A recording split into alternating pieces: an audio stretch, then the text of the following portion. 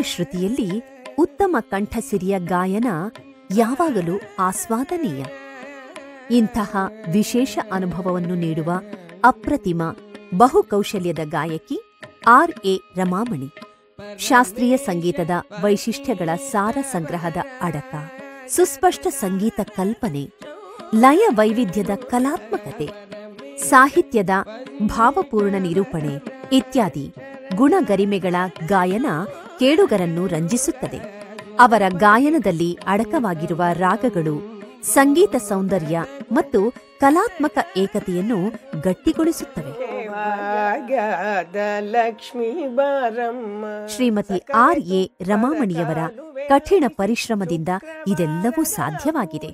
ಸಂಗೀತಾಭ್ಯಾಸದಲ್ಲಿ ಬಹಳಷ್ಟು ವರ್ಷಗಳ ಕಾಲ ಪರಿಣಿತಿ ಪಡೆದು ಕರ್ನಾಟಕದ ಸಂಗೀತದ ಅತಿರಥ ಮಹಾರಥರ ಸಮ್ಮುಖದಲ್ಲಿ ಅವಧಾನ ಪಲ್ಲವಿಯನ್ನು ಪ್ರಸ್ತುತಪಡಿಸಿದ ಪ್ರಥಮ ಮಹಿಳೆ ಎಂಬ ಹೆಗ್ಗಳಿಕೆಯನ್ನು ಪಡೆದಿದ್ದಾರೆ.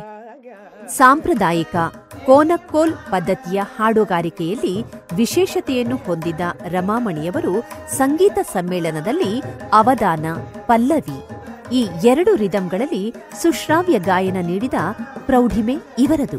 ಈ ಅವಧಾನ ಪಲ್ಲವಿ ಅಂದರೆ ಒಂದು ಕೈಯಲ್ಲಿ ತಾಳ ಹಾಕ್ತೀವಿ, ಎರಡು ಕೈಯಲ್ಲಿ ತಾಳ ಹಾಕಿದ್ರು ಒಂದೇ ಆಗಬಾರ್ದು. ಇದರಲ್ಲಿ ಬೇರೆ ಬರುತ್ತೆ, ಇದರಲ್ಲಿ ಬೇರೆ ಬರುತ್ತೆ, ಎಣಿಕೆಗಳಿರುತ್ತೆ, ನಡೆಗಳಿರುತ್ತೆ. ಇದರ ಜೊತೆಗೆ ಸಾಹಿತ್ಯ ಹೊಸದಾಗಿ ಕಲ್ಪನೆ ಮಾಡಿ, ರಾಗ ಹೊಸದಾಗಿ ಮಾಡಿ, ಮನೋಧರ್ಮದಲ್ಲಿ ರಾಗವನ್ನು, ತಾನವನ್ನು, ಪಲ್ಲವಿಯನ್ನು ಮನೋಧರ್ಮ ಹಾಡಿ ಸ್ವರಕಲ್ಪನೆ ಹಾಡುವುದೇ ಬಹಳ ವಿಶೇಷವಾದ ವಿಷಯ. ಇದು ನನ್ನ ಒಂದು ಪ್ರಯತ್ನ ಅತ್ಯಂತ ಯಶಸ್ವಿಯಾಯಿತು ಅಂತ ಹೇಳಕ್ಕೆ ಇಷ್ಟಪಡ್ತಾ ಇದ್ದೀನಿ. ಅವಧಾನ ಪಲ್ಲವಿಯನ್ನು ಪ್ರಸ್ತುತಪಡಿಸುವವರು ಎರಡೂ ಕೈಗಳನ್ನು ಬೇರೆ ಬೇರೆ ಕಾಲದ ತಾಳಗಳನ್ನು ಹಾಕಿಕೊಂಡು ಕೀರ್ತನೆಯನ್ನು ಹಾಡುತ್ತಾರೆ. ಅಂತಹ ಅಪ್ರತಿಮ ಪ್ರತಿಭೆಯಿಂದ ಸಭಿಕರ ಹೃದಯಪೂರ್ವಕ ಪ್ರಶಂಸೆಗೆ ಪಾತ್ರರಾಗಿದ್ದಾರೆ ರಮಾಮಣಿಯವರು. ಪಾಶ್ಚಾತ್ಯ ಸಂಗೀತದೊಂದಿಗೆ ಕರ್ನಾಟಕ ಸಂಗೀತದ ಫ್ಯೂಷನ್ ಹಾಡಿರುವ ಪ್ರಥಮ ಮಹಿಳೆ ಎಂಬ ಕೀರ್ತಿ ರಮಾಮಣಿಯವರದ್ದು. ಭುವನೇಶ್ವರಿಯ ನೆನೆ ಮಾನಸವೇ, ಭುವನೇಶ್ವರಿಯ ನೆನೆ ಮಾನಸವೇ, ಭುವನೇಶ್ವರಿಯ ನೆನೆ ಮಾನಸವೇ, ಭುವನೇಶ್ವರಿಯ. ಸಂಸ್ಕೃತ ಅಧ್ಯಾಪಕರು, ಮೈಸೂರು ಅರಸರ ಆಸ್ಥಾನ ವಿದ್ವಾಂಸರಾಗಿದ್ದ ಆರ್.ಎ. ಕೃಷ್ಣಮಾಚಾರ್ ಮತ್ತು ರಾಜಲಕ್ಷ್ಮಿಯವರ ಪುತ್ರಿಯಾಗಿ 1950ರಲ್ಲಿ ರಮಾಮಣಿಯವರು ಜನಿಸಿದರು. ತಂದೆ ತಾಯಿ ಇಬ್ಬರೂ ಸಂಗೀತ ಅಭಿಮಾನಿಗಳಾಗಿದ್ದು ರಮಾಮಣಿಯವರ ಸಂಗೀತ ಕಲಿಕೆಯಲ್ಲಿ ಮುಖ್ಯ ಪಾತ್ರ ವಹಿಸಿದ್ದರು. ದೈವದತ್ತವಾದ ಸುಮಧುರ ಕಂಠ ಹೊಂದಿರುವ ರಮಾಮಣಿಯವರಿಗೆ ಬಾಲ್ಯದಿಂದಲೇ ಗಾಯನದಲ್ಲಿ ಆಸಕ್ತಿ. ತಮ್ಮ 15ನೇ ವಯಸ್ಸಿನಲ್ಲಿಯೇ ಶಾಸ್ತ್ರೀಯ ಸಂಗೀತ ಕಚೇರಿಗಳಲ್ಲಿ ಭಾಗವಹಿಸುತ್ತಿದ್ದರು. 1977ರಲ್ಲಿ ಬೆಂಗಳೂರು ವಿಶ್ವವಿದ್ಯಾಲಯದಲ್ಲಿ ಸಂಗೀತದಲ್ಲಿ ಸ್ನಾತಕೋತ್ತರ ಪದವಿಯನ್ನು ಪಡೆದರು. ಅನೂರು ರಾಮಕೃಷ್ಣ, ಆರ್.ಕೆ. ಶ್ರೀಕಂಠನ್ ಮತ್ತು ಪಾಲ್ಗಾಡ್ ಕೆ.ವಿ. ನಾರಾಯಣ ಸ್ವಾಮಿಯವರಲ್ಲಿ ಕರ್ನಾಟಕ ಸಂಗೀತದಲ್ಲಿ ತರಬೇತಿ ಹೊಂದಿದರು. ನಾನು ಬಂದ ಪರಂಪರೆ ನಮ್ಮ ತಂದೆ ಸಂಸ್ಕೃತ ಪಂಡಿತರು ಮತ್ತು ನಮ್ಮ ತಾಯಿ ಸಂಗೀತನ ತಿಳಿದವರು ಮತ್ತು ಕಲಿತಿದ್ದವರು. ತಂದೆಯವರು ನಾಲ್ವಡಿ ಕೃಷ್ಣರಾಜ ಒಡೆಯರ್ ಮತ್ತು ಜಯಚಾಮರಾಜ ಒಡೆಯರ್ ಅವರ ಆಸ್ಥಾನದಲ್ಲಿ ವಿದ್ವಾಂಸರಾಗಿದ್ದು, ನಂತರ ಸಂಸ್ಕೃತ ಮಹಾಪಾಠಶಾಲೆಯಲ್ಲಿ ಪ್ರೊಫೆಸರ್ ಆಗಿ ಇದ್ದವರು. ನಮ್ಮ ಮನೆಯಲ್ಲಿ ಸಂಗೀತ ಬಹಳ ಮುಖ್ಯವಾಗಿತ್ತು. ನಾವು 6 ಜನ ಸಹೋದರಿಯರು, 4 ಜನ ಸೋದರರು. ನಮ್ಮ ತಂದೆ ತಾಯಿಯರ ಆಸೆ ಎಲ್ಲರೂ ಸಂಗೀತ ಕಲಿಬೇಕು ಅಂತ ಎಲ್ರಿಗೂ ಕಲಿಸಿದ್ರು. ಆದರೆ ಎಲ್ರಿಗೂ ಅದನ್ನು ವೃತ್ತಿಯಾಗಿಟ್ಕೊಳ್ಳುವ ಅವಕಾಶ ಸಿಕ್ಕಲಿಲ್ಲ. ನಮ್ಮ ಸೋದರಿ ಚಿಂಗಾಮಣಿ ಮತ್ತು ನಾನು ಸಂಗೀತದಲ್ಲಿ ಇಬ್ಬರು ಒಟ್ಟಾಗಿ ಹಾಡ್ತಾ ಚಿಕ್ಕ ವಯಸ್ಸಿನಲ್ಲಿ ಕಚೇರಿಗಳನ್ನು ಮಾಡ್ತಾ ಬಂದ್ವಿ. ನಾನು ಕಲಿತದ್ದು ಸಂಗೀತ ಅನೇಕ ಮಹಾವಿದ್ವಾಂಸರಲ್ಲಿ ಪ್ರತಿಯೊಬ್ಬರೂ ನನ್ನನ್ನು ಬಹಳ ಪ್ರೀತಿಯಿಂದ ನೋಡಿಕೊಂಡು ಒಳ್ಳೆಯ ವಿದ್ಯೆ ದಾನ ಮಾಡಿದ್ದಾರೆ. ನನ್ನ ವಿದ್ಯಾಭ್ಯಾಸದ ಜೊತೆಗೆ ಸಂಗೀತವು ಒಟ್ಟೊಟ್ಟಿಗೆ ನಡೀತಾ ಇತ್ತು. ನನ್ನಲ್ಲಿರುವ ಆಸಕ್ತಿ ಮತ್ತು ನನ್ನ ಒಂದು ಶಾರೀರ ಇದನ್ನು ಗಮನಿಸಿ ನಮ್ಮ ಗುರುಗಳು ಇನ್ನೂ ನೀವು ಮುಂದೆ ಬರುವ ಅವಕಾಶ ಇದೆ ಅಂತ ಹೇಳಿ ಮುಂದೆ ನನಗೆ ಪ್ರೋತ್ಸಾಹ ಕೊಡ್ತಾ ಬಂದರು. ಇದರೊಟ್ಟಿಗೆ ನನಗೆ ಸಾಧನೆ ಮಾಡೋಕ್ಕೆ ತುಂಬ ಅವಕಾಶ ಇತ್ತು. ನಾವು ಚಿಕ್ಕ ವಯಸ್ಸಿನಲ್ಲಿ ಸುಮಾರು 8ರಿಂದ 10 ಗಂಟೆಗಳ ಕಾಲ ಸಾಧನೆ ಮಾಡುವ ಅವಕಾಶ ಇತ್ತು. ಸಾಧನೆ ಮಾಡ್ತಾ ಇದ್ವಿ ಸಂಗೀತ. ಅದು ನನಗೆ ಈಗ ಫಲ ಕೊಟ್ಟಿದೆ. ಸಂಗೀತ ಪ್ರಸ್ತುತಿಯಲ್ಲಿ ಪರಿಣಿತಿ ಸಾಧಿಸಿದ ನಂತರ ಕರ್ನಾಟಕ, ನೆರೆಯ ತಮಿಳುನಾಡಿನ ಚೆನ್ನೈ ಹಾಗೂ ರಾಷ್ಟ್ರದ ಹಲವು ಪ್ರತಿಷ್ಠಿತ ವೇದಿಕೆಗಳಲ್ಲಿ ನೂರಾರು ಕಾರ್ಯಕ್ರಮಗಳನ್ನು ನೀಡಿ ಶ್ರೋತೃಗಳ ಮನತಣಿಸಿದ್ದಾರೆ. ದೇಶದಾದ್ಯಂತ ಕಚೇರಿಗಳನ್ನು ನಡೆಸುವ ಮೂಲಕ ತಮ್ಮ ಕ್ಷೇತ್ರವನ್ನು ವಿಸ್ತರಿಸಿಕೊಂಡಿದ್ದಾರೆ. America, Austria, Germany, Holland, Ireland ಮುಂತಾದ ದೇಶಗಳಲ್ಲಿ ನಡೆದಿರುವ ಸಂಗೀತ ಕಾರ್ಯಕ್ರಮಗಳ ಮೂಲಕ ವಿದೇಶಗಳಲ್ಲಿ ನೆಲೆಸಿರುವ ಸಂಗೀತಾಸಕ್ತರನ್ನು ರಂಜಿಸಿದ್ದಾರೆ. ವಿದೇಶಿ ಸಂಗೀತಜ್ಞರೊಂದಿಗೆ ಒಡನಾಟ ಹೊಂದಿರುವ ರಮಾಮಣಿಯವರು 1981ರಲ್ಲಿ ಜಾಜ್ ಸಾಕ್ಸೋಫೋನ್ ಲೆಜೆಂಡರಿ ಚಾರ್ಲಿ ಮಾರಿಯಾನೋ ಅವರೊಂದಿಗೆ ಧ್ವನಿ ಸಾಂದ್ರಿಕೆ ಹೊರತಂದಿದ್ದಾರೆ.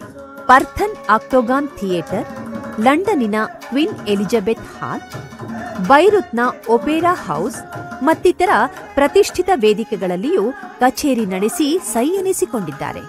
ವಿಶ್ವದ ಹಲವಾರು ಕಡೆಗಳಲ್ಲಿ ಸಂಗೀತ ಕಚೇರಿ ನಡೆಸಿರುವ ಶ್ರೀಮತಿ ರಮಾಮಣಿಯವರು ಚಿಕೋಸ್ಲೋವೇಕಿಯಾ, ಪೋಲೆಂಡ್, ಯುಗೋಸ್ಲೇವಿಯಾ, ಹಂಗೇರಿ, ಪೋರ್ಚುಗಲ್ ಮುಂತಾದ ದೇಶಗಳಲ್ಲಿ ಇವರ ತಂಡದೊಂದಿಗೆ ಕಚೇರಿ ನಡೆಸಿ ಜನಪ್ರಿಯತೆ ಸಂಪಾದಿಸಿದ್ದಾರೆ.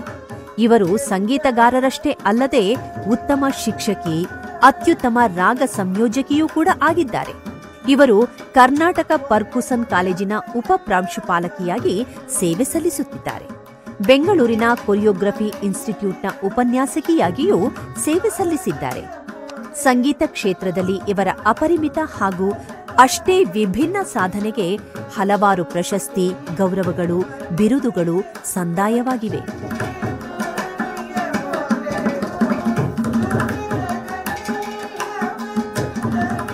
ಸಂಗೀತ ಕಲಾ ತಪಸ್ವಿ, ಮಧುರ ಗಾನ ವಿಶಾರದೆ, ಗಾನಲಯ ಸಾಮ್ರಾಟ್ ಎಂಬ ಬಿರುದು ಗಳಿಸಿರುವ ರಮಾಮಣಿಯವರು ಹಲವಾರು ಸಂಘ ಸಂಸ್ಥೆಗಳ ಪ್ರಶಸ್ತಿ ಗೌರವಗಳಿಗೆ ಭಾಜನರಾಗಿದ್ದಾರೆ.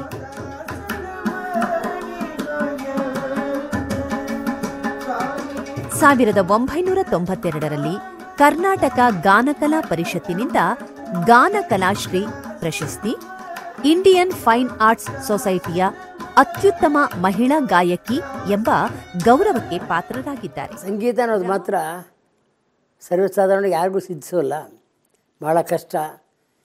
ಅದನ್ನು ನಮ್ಮ ರಮಾಮಣಿಯವರು ನಾವು ಏನು ಬೇಕಾದ್ರೆ ಮಾಡಬಹುದು, ಮನುಷ್ಯನಿಗೆ ಸಾಮರ್ಥ್ಯ ಇದ್ದರೆ ಮತ್ತು ಸಾಧನೆ ಮಾಡಿದ್ರೆ ಪ್ರಪಂಚದಲ್ಲಿ ಏನು ಬೇಕಾದ್ರೆ ಮಾಡ್ಬೋದು ಅನ್ನೋವಂಥ ವಿಶೇಷವಾದ ಸಂಗೀತದಲ್ಲಿ ಹಾಡಿ ಇವತ್ತು ಭಾಳ ಹೆಸರು ತಗೊಂಡು ನಮಗೆಲ್ಲ ಭಾಳ ಹೆಮ್ಮೆ ನನಗೆ ಆ ವಿಚಾರ ಹೇಳ್ಕೊಳ್ಳೋಕ್ಕೆ. ರಮಾಮಣಿಯವ್ರ ಬಗ್ಗೆ ಮಾತಾಡಬೇಕು ಅಂದರೆ she is my mother and ಅವರು ತುಂಬ ಬ್ಯಾಲೆನ್ಸ್ ಮಾಡ್ತಾಯಿದ್ದಾರೆ. ಮ್ಯೂಸಿಕ್ ಲೈಫು ಮತ್ತು ಫ್ಯಾಮಿಲಿ ಲೈಫ್ ಬ್ಯಾಲೆನ್ಸ್ ಮಾಡೋದು ತುಂಬ ಕಷ್ಟ. ತುಂಬ ಟೂರ್ಸ್ ಇತ್ತು ಮುಂಚೆ. ನಾನು ಚಿಕ್ಕ ವಯಸ್ಸಲ್ಲಿ ಹೊರಡ್ಬೇಕಂದ್ರೆ almost 6-7 months used to tour. Teacher, as a teacher ತುಂಬ ಸ್ಟೂಡೆಂಟ್ಸ್ನ ತಯಾರು ಮಾಡಿದ್ದಾರೆ. Not only in India, like all over the world. ವಿದೇಶಗಳಲ್ಲಿ ತುಂಬ ಸ್ಟೂಡೆಂಟ್ಸ್ ಇದ್ದಾರೆ. ಹಾಗಾಗಿ she is also the first lady to do avadhana pallavi ಅಂತ one of the most complex structures in Carnatic musical ಇದೆ. She is the first lady to do it. ತುಂಬು ಸಂಸಾರದ ಜೊತೆ ಮಲ್ಲೇಶ್ವರಂನಲ್ಲಿ ವಾಸವಾಗಿರುವ ರಮಾಮಣಿಯವರು ರೇಡಿಯೋ ಸಂಗೀತ ಸಮ್ಮೇಳನ, ಆಕಾಶವಾಣಿ ಹಾಗೂ ದೂರದರ್ಶನ, ದಕ್ಷಿಣ ವಲಯ ಹಾಗೂ ರಾಷ್ಟ್ರೀಯ ಕಾರ್ಯಕ್ರಮಗಳಲ್ಲಿ ಅನೇಕ ಕಾರ್ಯಕ್ರಮಗಳನ್ನು ಪ್ರಸ್ತುತಪಡಿಸಿದವರು. ದಾಸನ ಮಾಡಿಕೊಯನ್ನ, ದಾಸನ ಮಾಡಿಕೊಯನ್ನ, ಸ್ವಾಮಿ ಸಾಸಿರ ನಾಮದ ವೆಂಕಟರಮಣ, ದಾಸನ ಮಾಡಿಕೊಯನ್ನ.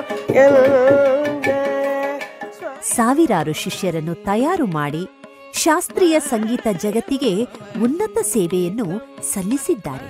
ವಾಚಮಗೋಚರಮೇ ಮನಸ,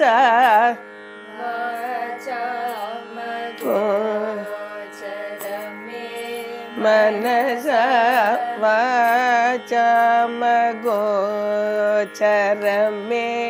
ಮನಸ, ಗ ಸಮಗೋಚರಮೇ ಮನಸವಾ.